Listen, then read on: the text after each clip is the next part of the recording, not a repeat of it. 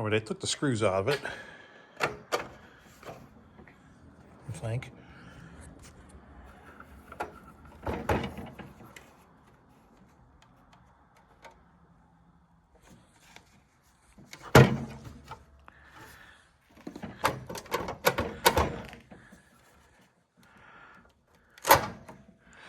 There we go.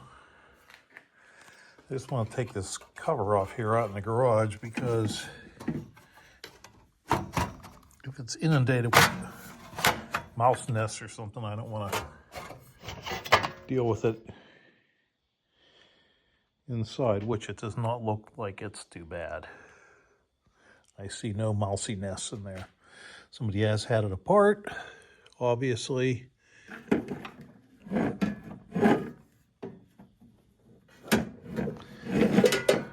don't know what that's all about. The top of the transformer's dented.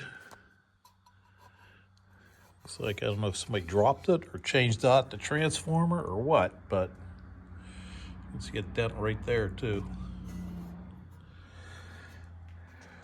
All right. That still works. Let's see if we can see which tubes are in this so I know which manual I need. Well, which schematic I need, rather.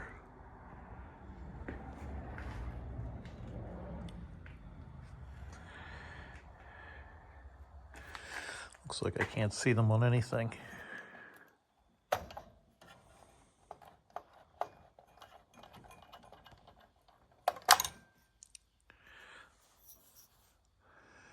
This looks like an 8950. 8950. So, what do I have in here today? Well, you saw me take the top off of it already. I didn't clean it up or anything, but I'll show you. I'll show you what we have in here.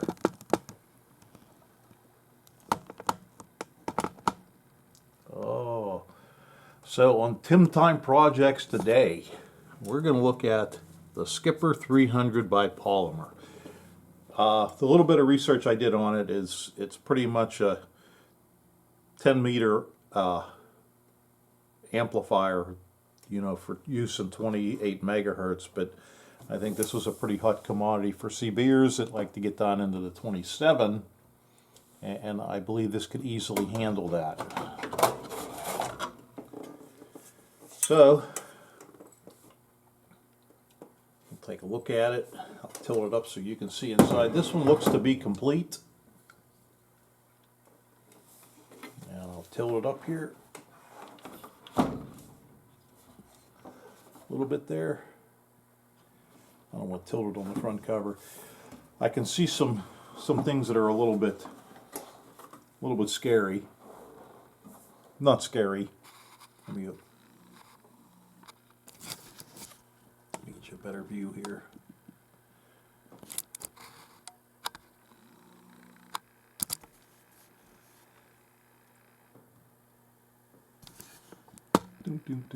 Okay, down here on the table. And well, one thing is the transformer. Something was up here. I don't know if something fell. I kind of potted the case straight a little bit too. But you can see a dent in the transformer. Don't know if that's a big deal or not yet. Haven't tried anything. Here you'll see that somebody put an LED bulb in there, which I generally don't have any problem with doing that, but it just means somebody was recently playing with this.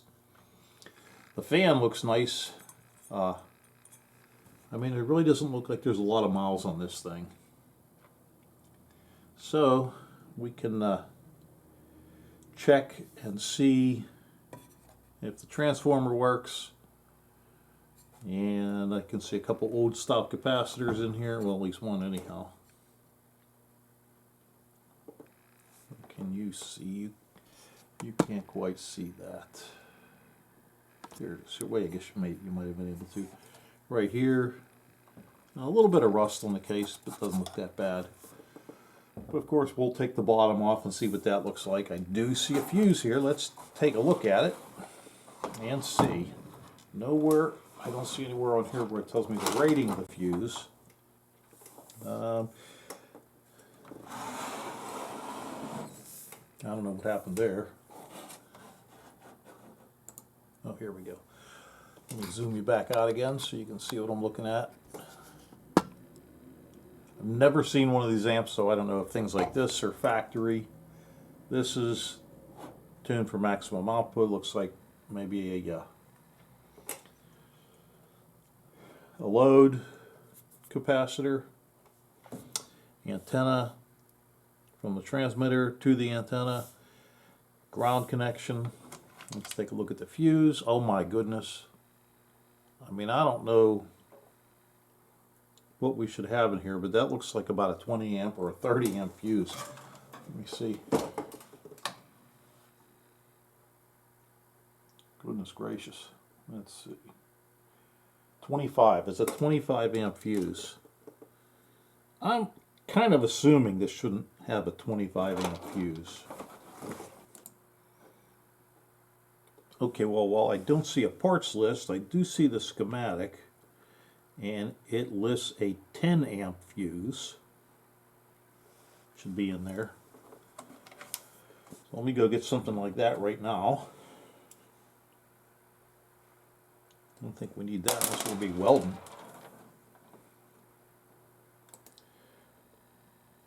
Okay, well, I have no 10 amp fuses here and have nothing that uses a 10 amp fuse, so I think it's going to be off to Walmart, Amazon, or yeah, I could order from Amazon and go to Walmart or Home Depot. So let me see what my choices are, and I'll pick back up on this eventually.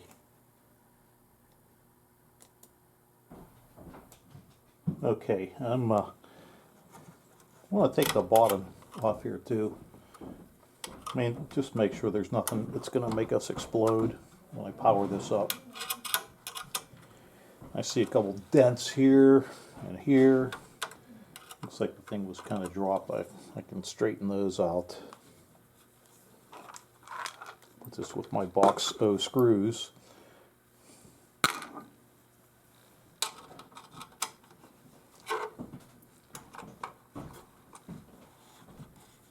Should be all. I think that should be all we need to take out. 4 screws.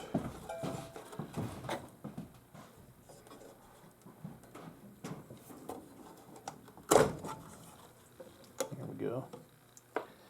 Well, all in all, it looks pretty clean inside from the manufacturer. What's this? Oh, those are the transformer.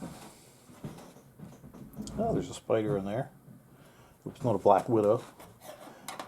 Caps look pretty new. So I think we'll be ready to fire this thing up in a little bit. There's another electrolytic could probably use replaced. I don't know what that's all about. Oh, they taped the power. Boy, a little tiny power wire.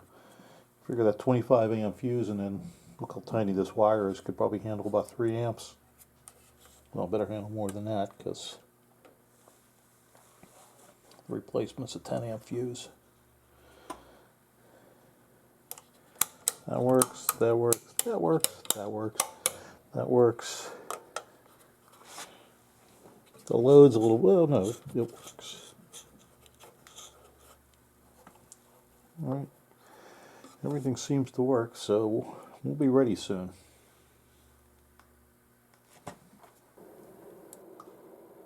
Okay, so something of interest I found with this. I noticed that some of these tubes, the sockets are a little bit loose. This one mainly. Look at how loose that is. I want you to zoom in here.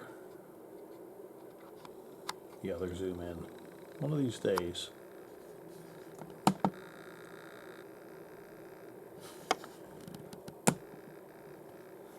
Alright, when I move, I'll move the tube and you move the C. Look at how the whole socket moves. You see how it's loose on that side? And there's actually some corrosion starting. And then on this side you can't see it as well, but it's loose there too. Well, here's the thing that really concerns me. They use this for a connection to ground. So sure, it might be soldered to the, I'm trying to find where I can show you. Sure, it might be soldered to the ring, But the ring's riveted here, and those rivets are really loose. So that's definitely a very high resistance path to ground. So if anything, I'll replace these and make a separate ground, possibly either solder or solder one of these tabs from each one of them right to ground. They do have some corrosion built up on them already. So if there was a problem with this amplifier, that would certainly be one of them.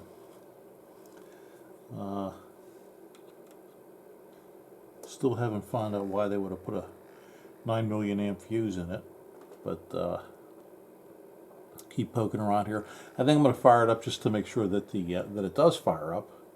But I'm not going to try and transmit with it or anything. Here we go. I have my limited variac turned on. I don't have it turned on yet. Now it's turned on. Set of 0 volts. I have limit turned on. We're going to turn this operator is going to be standby. Power's on. Mode is, doesn't matter, leave a single sideband, and low. Receive, we can leave that off as well. All I want to see is if the thing fires up. I'm going to start to increase the voltage here. Looking for anything to happen. Anything. That's turned on. That's on. Alright, I'm starting to get a reading on my voltage over here. Showing 36 volts. 41 volts. No current draw whatsoever. Oh. Yeah, well, that would make sense because I have the fuse out of it. I'm going to put a 5 amp fuse in it, which is half of what it's supposed to have. Turn this back to 0, turn this back on again. I didn't change any of my settings. We're coming up.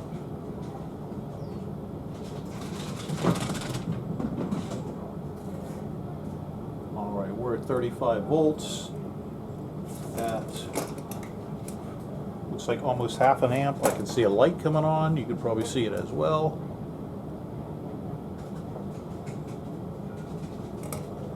Still, we're about 50 volts, still under half a volt, or half an amp. Good.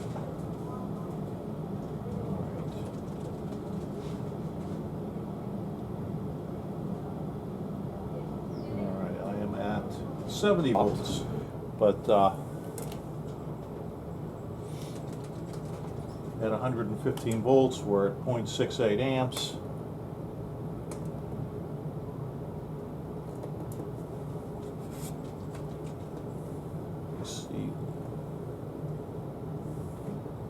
No idea what this meter should be reading or should be telling us. I guess I could look that up. That's probably just an output reading. It says RF, so that would be the output reading.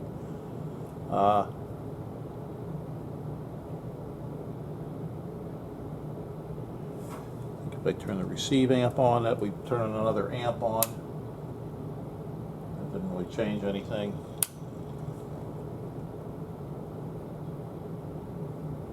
I'm going to go to power high. That probably won't do anything, because I have this in standby. Now if I put it in operate, I don't know if that's going to want all the power, and that would probably immediately blow the fuse. Here goes nothing. In operate.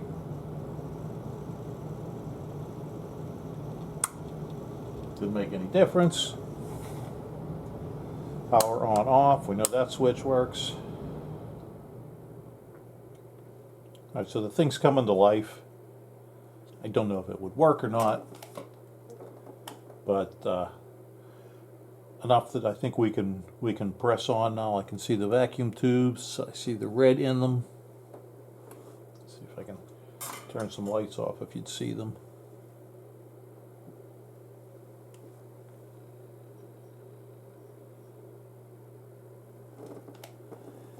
They're nice and cool. I mean, they're warm, but just barely.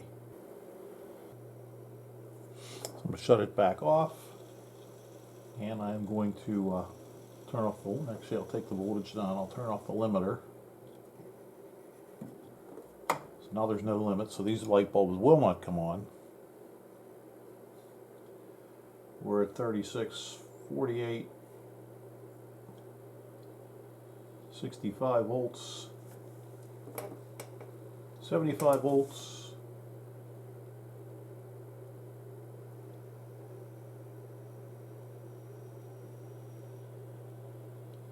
85 volts,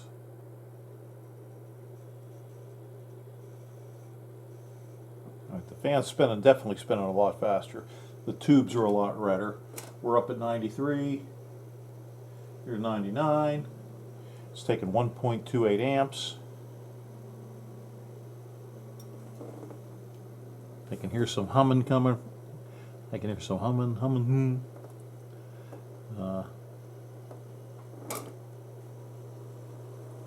Here we go. Now the fan's spinning like it should. You can hear it.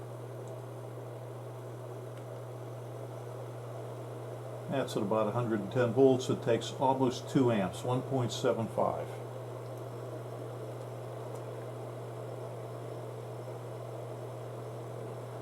And I think that's the light bulb issue that keeps getting dimmer and brighter and dimmer.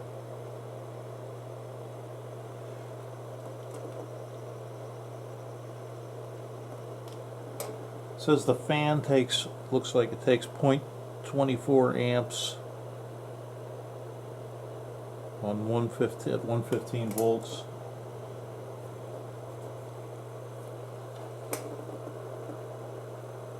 Alright, well, you know it fires up. Let's see if it, alright, I pulled the tubes out, and I'm going to give this a shot. I cleaned this up with one of those steel wool brushes. I want to give that a shot. Just soldering one side down.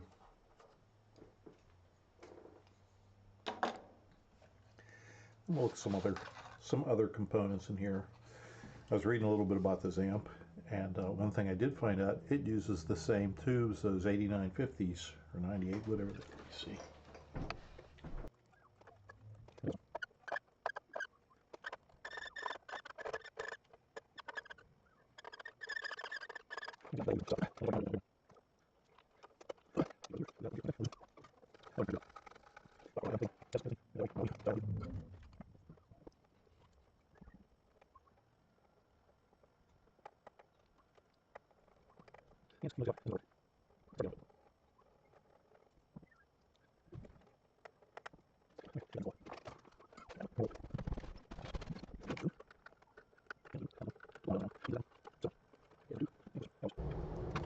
Just for simple, trying to get it. Here's the Big Daddy soldering gun. Let's see if this heats us up a little bit better.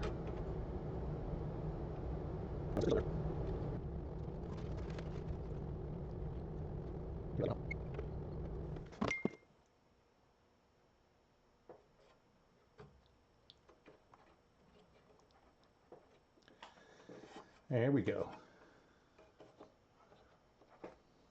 I'll let this guy here. Move this white wire up out of our way. Alright, so here we have the tube sockets all soldered down, so that should make a good electrical contact. And hold the tube socket still. Hi, kitty cat. Let's see. These capacitors look new.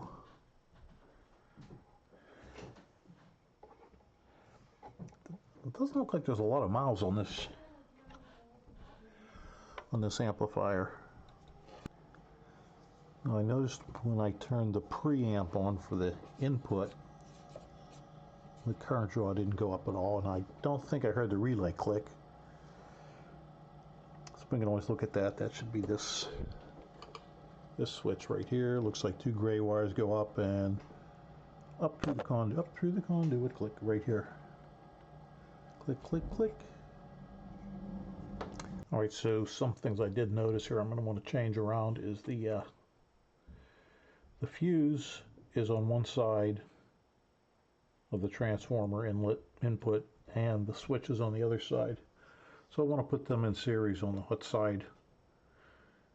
That won't be a problem because here's where the connection is, and they kind of loop around like that. So actually be shortening. I can take care of that. So while I'm there, I also want to replace the safety caps, and I probably have some of those laying around, so I can take care of that as well. And then we can flip it back over. All right, I got the wire swapped around, sort of. I haven't put the capacitors in yet. And there's this plastic, whatever this stuff is, just kind of blew apart. It was attached to the bottom of the switch. Don't know if that's factory or what the heck it is.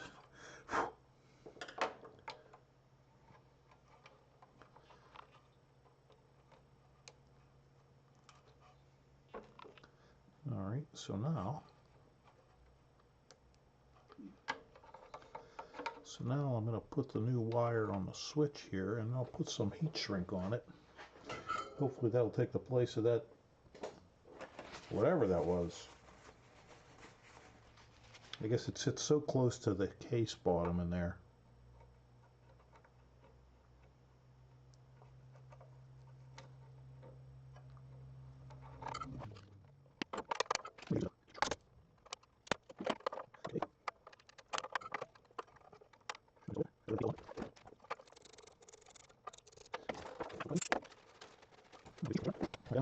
Alright, I got that on, and I even doubled up the heat shrink on there because I guess they meant business when they put theirs on. So let me just tuck those wires in again. Yeah, the switch is probably about a 1/16 of an inch from the bottom, so if it would come loose in there, you would have issues.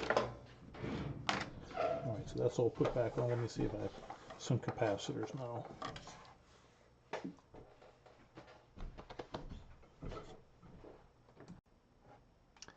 Okay, so for the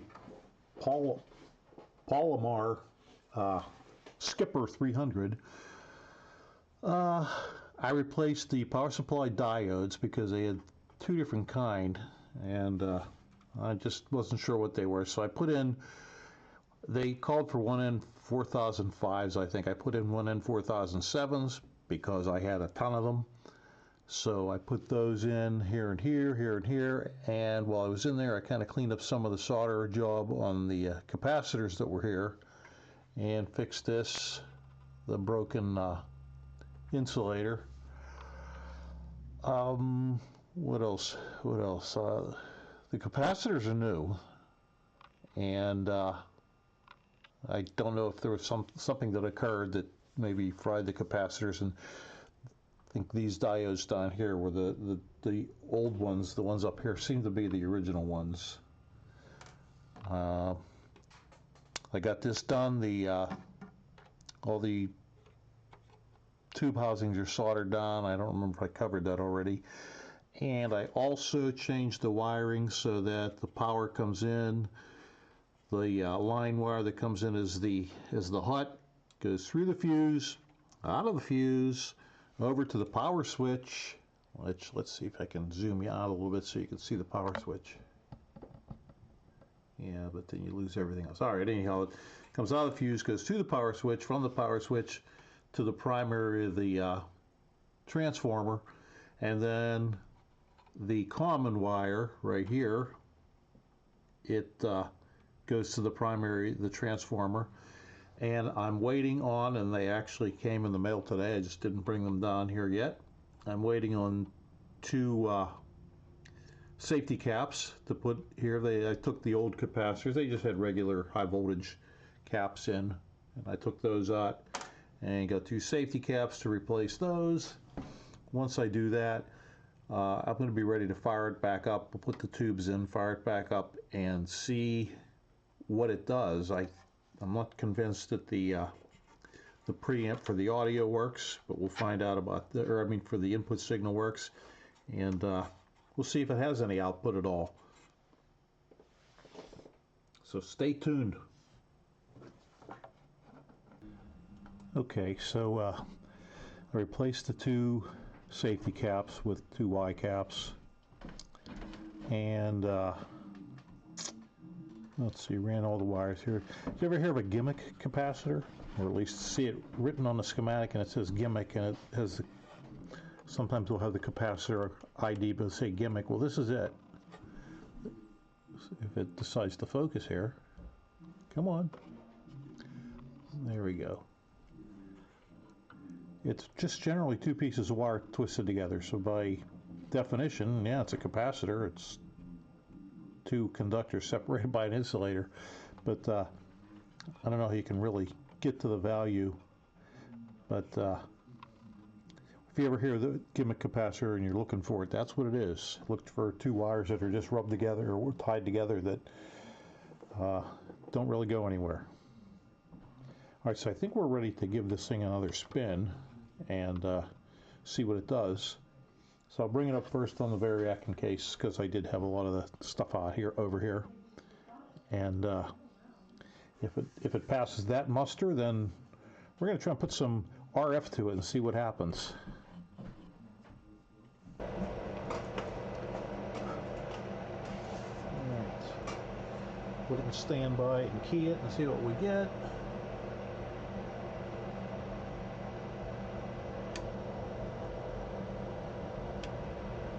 That's a 50, so we're getting 5 watts. So that's about right, 5 watts. So let's see if I put it low and operate. So it is getting some output.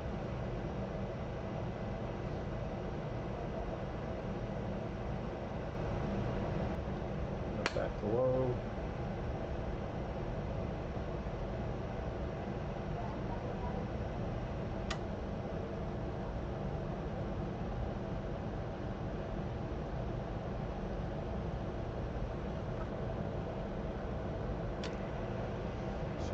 Now I need the bigger slug. I'm going to have to use my multiplier because that's so low we can't even use it. I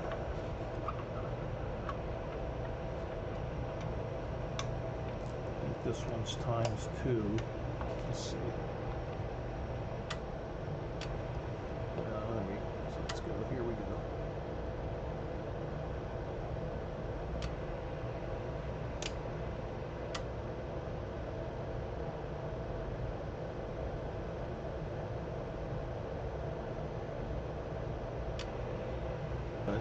Okay, so with 5 watts in on low power, we're putting out nearly 200 watts. On high power, about the same.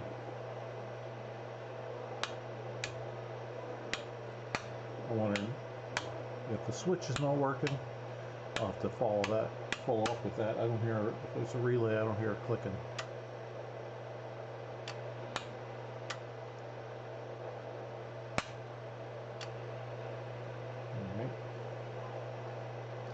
Let's see.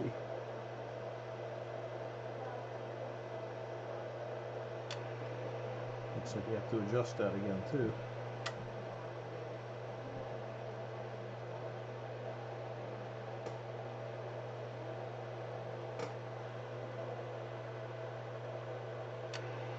All right.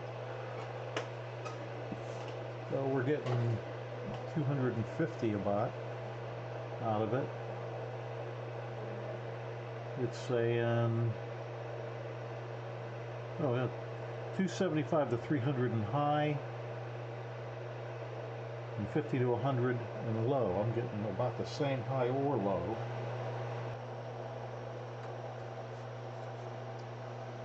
All right, the transformer's cool as a cucumber. Of course, I didn't really do much with it.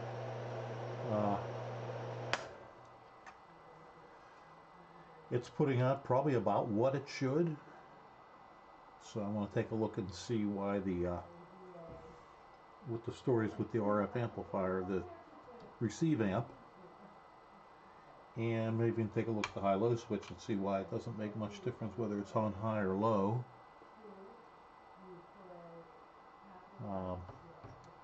But all in all, it works pretty good. So probably end this one here and pick back up when I'm doing a little bit of repair work to it and cleaning it up some. So thanks for watching, and join us for more work on this. The Skipper 300 by Palomar.